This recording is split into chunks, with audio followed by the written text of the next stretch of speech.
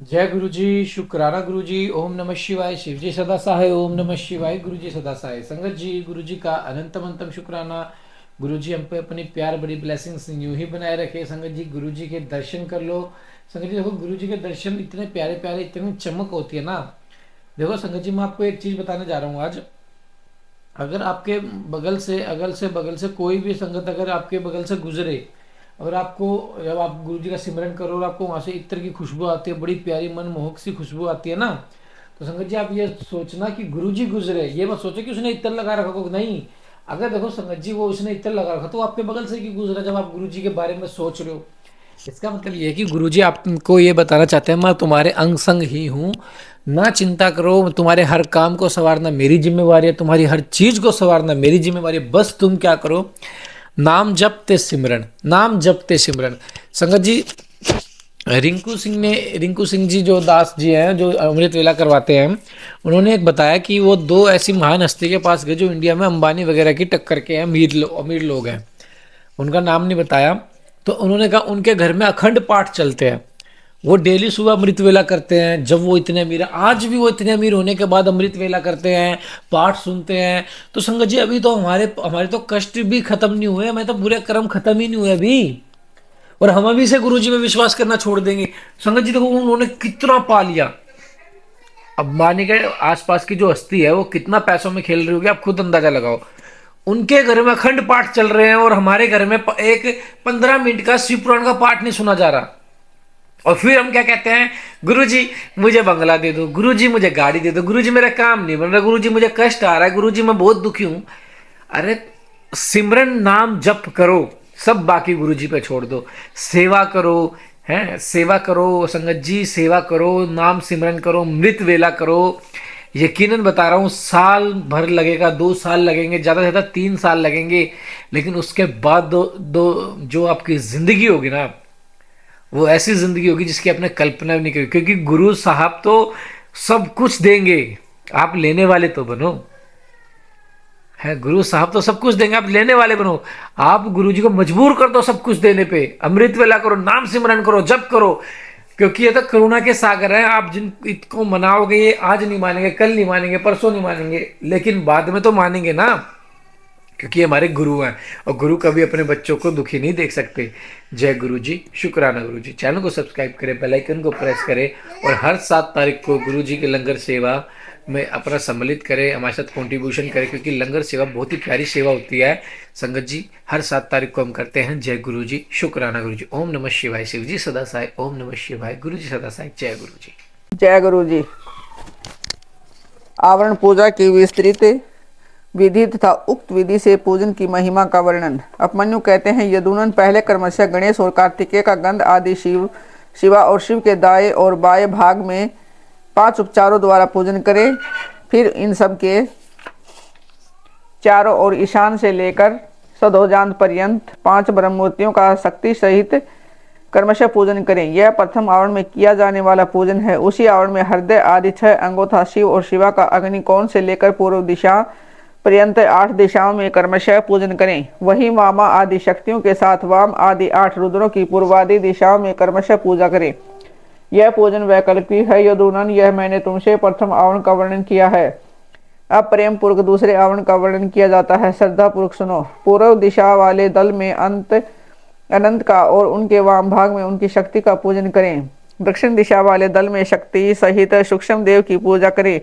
पश्चिम दिशा के दल में शक्ति सहित शिवोत्तम का, उत्तर दिशा वाले दल में शक्ति युक्त एक नेत्र का, ईशान कोण वाले दल में एक रुद्र और उनकी शक्ति का, अग्नि कोण वाले दल में त्रिमूर्ति और उनकी शक्ति का, नैनृत्य कोण में के दल में श्रीकंठ और उनकी शक्ति का, तथा वायव्य कोण वाले दल में शक्ति सहित श्रीखंडीश का पूजन करें। समस्त चक्रवर्तियों की द्वितीय आवरण में ही पूजा करनी चाहिए। तृतीय आवरण में शक्तियों सहित अष्टमूर्तियों का पूर्वादि 8 दिशाओं में क्रमशः पूजन करें। भव, सर्व, ईशान, रुद्र, पशुपति, उग्र, भीम और महादेव, ये क्रमशः 8 मूर्तियां हैं। इसके बाद उसी आवरण में शक्तियों सहित महादेव आदि 11 मूर्तियों की पूजा करनी चाहिए। महादेव, शिव, रुद्र, शंकर, नील लोहित, ईशान, विजय, भीम, देव, भवोदय तथा कपदर्शी या कपालीश, ये 11 मूर्तियां हैं। इनमें से जो 8 मूर्तियां हैं उनका अग्निकोण वाले दल से लेकर पूर्व दिशा पर्यंत 8 दिशाओं में पूजन करना चाहिए। देव को पूर्व दिशा के दल में स्थापित एवं पूजित करें और ईशान का पुनः अग्निकोण में स्थापना पूजन करें।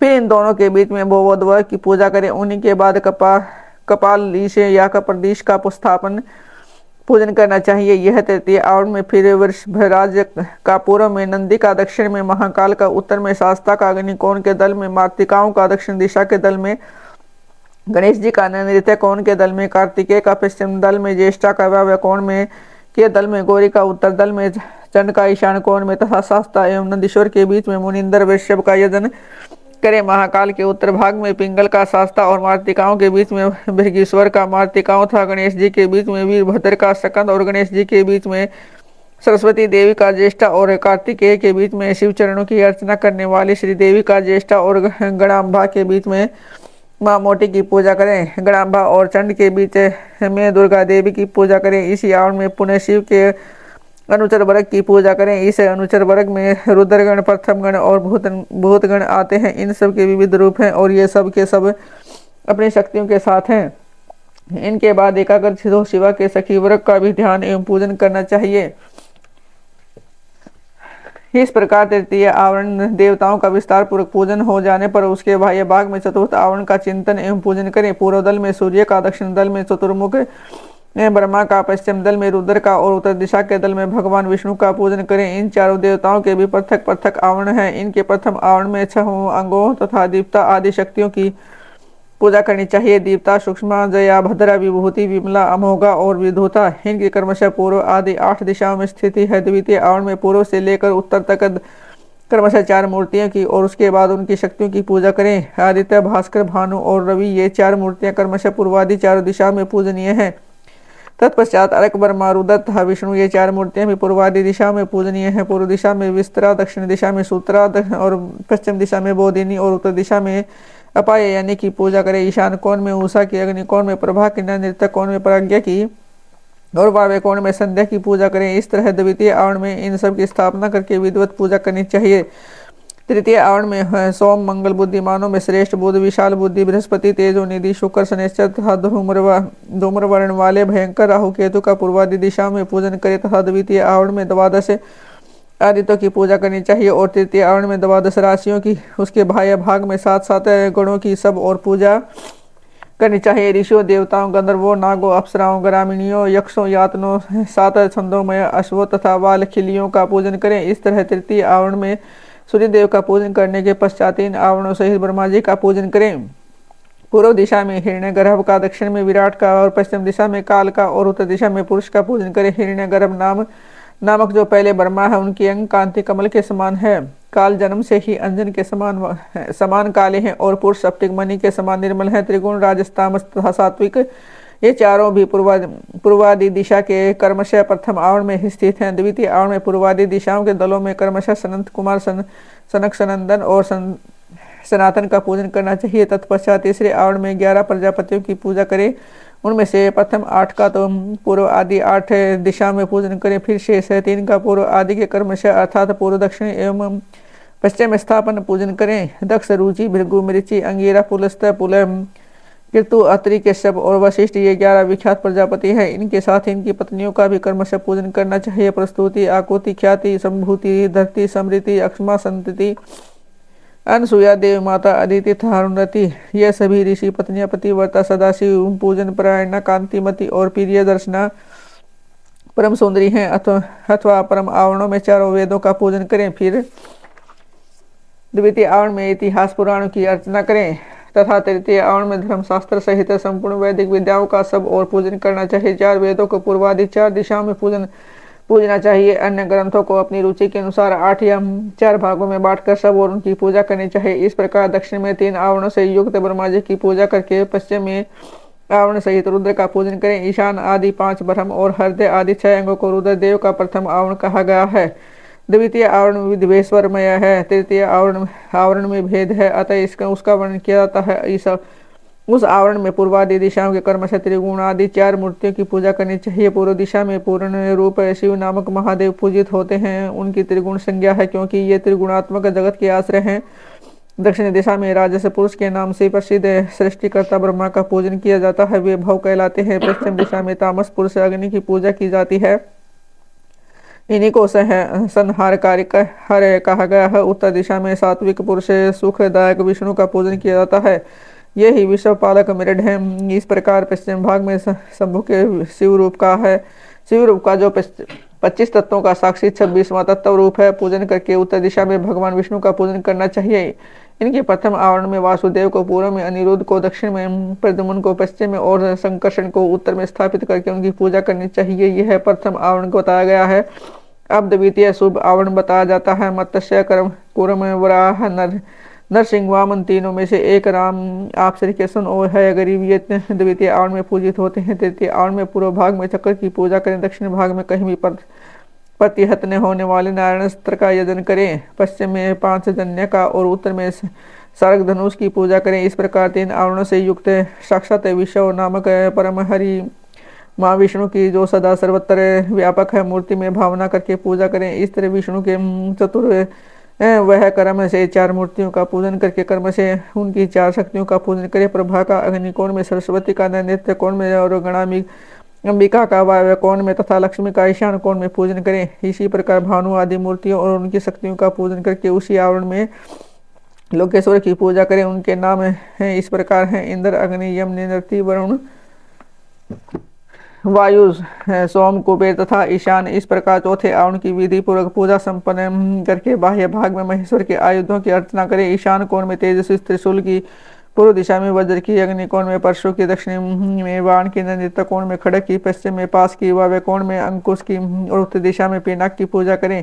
तत्पश्चात पश्चिमाभिमुख रौद्र रूपधारी क्षेत्रपाल का अर्चन करें। इस तरह पंचम आवरण की पूजा का संपादन करके समस्त आवरण देवताओं के बाह्य भाग में अथवा 5वें आवरण में हिमातिकाओं सहित महावृषभ नंदिकेश्वर का पूर्व दिशा में पूजन करें। तदंतर समस्त देव योनियों की चारों ओर अर्चना करें। इसके सिवा जो आकाश में विचरने वाले ऋषि, सिद्धदत्त, यक्ष, राक्षस, अनंत आदि नागराज, उन नागेश्वर के कुल में उत्पन्न हुए अन्य नाग, डाकिनी, भूत, वेताल, प्रेत और भैरवों के नायक, नाना योनियों में उत्पन्न हुए अन्य पातालवासी जीव, नदी, समुद्र, पर्वत, वन, सरोवर, पशु, पक्षी, वृक्ष, कीट आदि से क्षुद्र योनि के जीव, मनुष्य, नाना प्रकार के आकार वाले मृग, सुंदर जंतु, ब्रह्मांड के भीतर के लोग, कोटि कोटि ब्रह्मांड के बाहर के असंख्य भुवन और उनके अधिश्वर तथा 200 दिशा में स्थित ब्रह्मांड के आधारभूत रुद्र और गुण जनित, माया जनित, शक्ति जनित तथा उससे भी परे जो कुछ भी शब्दवाच्य जड़ चेतनात्मक प्रपंच है, उन सबको शिवा और शिव के पार्श्व भाग में स्थित जानकर उनका सामान्य रूप से यजन करें। वे सब लोग हाथ जोड़कर मन मुस्कान युक्त मुख से सुशोभित होते हैं प्रेम पूर्वक महादेव और महादेवी का दर्शन कर रहे हैं, ऐसा चिंतन करना चाहिए। इस तरह आवरण पूजा संपन्न करके विक्षेप की शांति के लिए पुनः देव देवेश्वर शिव की अर्चना करने के पश्चात पंचाक्षर मंत्र का जप करें। तदंतर शिव और पार्वती के सम्मुख उत्तम व्यंजनों से युक्त अमृत के समान मधुर, शुद्ध एवं मनोहर महाचरु का नैवेद्य निवेदन करें। यह महाचरु 32 आडक का हो तो उत्तम है और कम से कम 1 आडक का हो तो निम्न श्रेणी का माना गया है। अपने वैभव के अनुसार जितना हो सके महाचरु तैयार करके उसे श्रद्धापूर्वक निवेदित करें। तदंतर जल और तांबुल, इलायची आदि निवेदन करके आरती उतार कर शेष पूजा समाप्त करें। या के उपयोग में आने वाले द्रव्य, भोजन, वस्त्र आदि को उत्तम श्रेणी का ही तैयार करा दें। भक्तिमान पुरुष वैभव होते हुए धन व्यय करने में कंजूसी न करे। जो सठ या कंजूस हैं और पूजा के प्रति अपेक्षा की भावना रखता है, वह यदि कृपणता वश कर्म को किसी अंग से हीन कर दे तो उसके वे काम्य कर्म सफल नहीं होते, ऐसा सत्पुरुषों का कथन है। इसलिए मनुष्य यदि फल सिद्धि का इच्छुक हो तो अपेक्षा भाव को त्याग कर संपूर्ण अंगों के योग से काम्य कर्मों का संपादन करे। इस तरह पूजा समाप्त करके महादेव और महादेवी को प्रणाम करें। फिर से भक्ति भाव से मन को एकाग्र करके स्तुति पाठ करें। स्तुति के पश्चात साधक उत्सुकता पूर्वक कम से कम 108 बार और संभव हो तो 1000 से अधिक पंचाक्षरी विद्या का जप करें। तत्पश्चात कर्म से विद्या और गुरु की पूजा करके अपने अभ्युदय और श्रद्धा के अनुसार यज्ञ मंडप के सदस्यों का भी पूजन करें। फिर आवरणों सहित देवेश्वर शिव का विसर्जन करके यज्ञ के उपकरणों सहित वह सारा मंडल गुरु को तथा शिवाचरण आश्रित भक्तों को दे दें अथवा शिव के ही उद्देश्य से शिव के क्षेत्र में समर्पित कर दें अथवा समस्त आवरण देवताओं का यथोचित रीति से पूजन करके 7 प्रकार के होम द्रव्यों द्वारा शिवाग्नि में इष्ट देवता का यजन करें। यह तीनों लोकों में विख्यात योगेश्वर नामक योग है। इससे बढ़कर कोई है योग त्रिभुवन में कहीं नहीं है। संसार में कोई ऐसी वस्तु नहीं है जो इसे साधन हो। इस लोक में मिलने वाला कोई फल हो या परलोक में इसके द्वारा सब सुलभ है, यह इसका फल नहीं है। ऐसा कोई नियंत्रण नहीं किया जा सकता, क्योंकि संपूर्ण क्षेत्र और रूप साध्य का यह श्रेष्ठ साधन है। यह निश्चित रूप से कहा जा सकता है कि पुरुष जो कुछ फल चाहता है वह सब चिंतामणि के समान इसे प्राप्त हो जाता है। तथापि किसी शुद्ध फल के उद्देश्य से इसका प्रयोग नहीं करना चाहिए, क्योंकि किसी महान से लघु फल की इच्छा रखने वाला पुरुष स्वयं लघुतर हो जाता है। महादेव जी के उद्देश्य से महान या अल्प जो भी कर्म किया जाए वह सब सिद्ध होता है, अतः उन्हीं के उद्देश्य से कर्म का प्रयोग करना चाहिए। शत्रुता, मृत्यु पर विजय पाना आदि जो फल दूसरों से सिद्ध होने वाले नहीं है, उन्हीं लौकिक या पारलौकिक फलों के लिए विद्वान पुरुष इसका प्रयोग करे। महापात को महान रोग से भय आदि में तथा दुर्भिक्षा आदि में यदि शांति करने की आवश्यकता हो तो इसी से शांति करें। अधिक बढ़ कर बातें बनाने से क्या लाभ है। इस योग को महेश्वर शिव ने शैवों के लिए बड़ी भारी आपत्ति का निवारण करने वाला अपना निजी अस्त्र बताया है, अतः इससे बढ़कर यहाँ कोई अपना रक्षक नहीं है। ऐसा समझकर इस कर्म का उपयोग करने वाला पुरुष सुफल का भागी होता है। जो प्रतिदिन पवित्र एवं एकाग्रचित होकर स्तोत्र मात्र का पाठ करता है वह भी अभिष्ट प्रयोजन का अष्टमांश फल पा लेता है। और जो अर्थ का अनुसंधान करते हुए पूर्णिमा, अष्टमी अथवा चतुर्दशी को उपवास पूर्वक स्तोत्र का पाठ करता है उसे आधा अभिष्ट फल प्राप्त हो जाता है। जो अर्थ का अनुसंधान करते हुए लगातार 1 मास तक स्तोत्र का पाठ करता है, पूर्णिमा, अष्टमी एवं चतुर्दशी को व्यर्थ करता है, वह संपूर्ण अभिष्ट फल का भागी होता है।